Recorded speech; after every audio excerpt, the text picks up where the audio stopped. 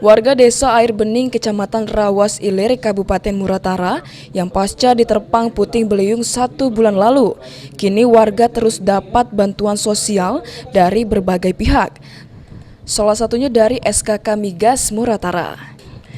Riko PR SKK Migas Muratara mengatakan, kehadiran perusahaan wilayah Muratara ini tepat membaur dengan masyarakat, selalu mengedepankan rasa kemanusiaan dalam membantu masyarakat yang membutuhkan.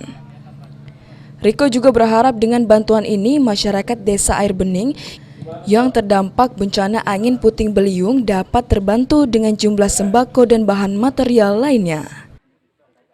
Kemanusiaan itu di atas segalanya, bukan hanya keuntungan. Jadi syukur kami bisa memberikan bantuan walaupun mungkin tidak mencukupi untuk semuanya, tapi setidaknya Celera berusaha untuk berbuat.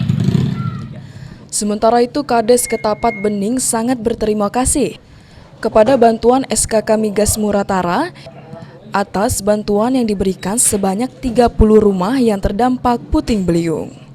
Adi Arianzah, PAUL TV.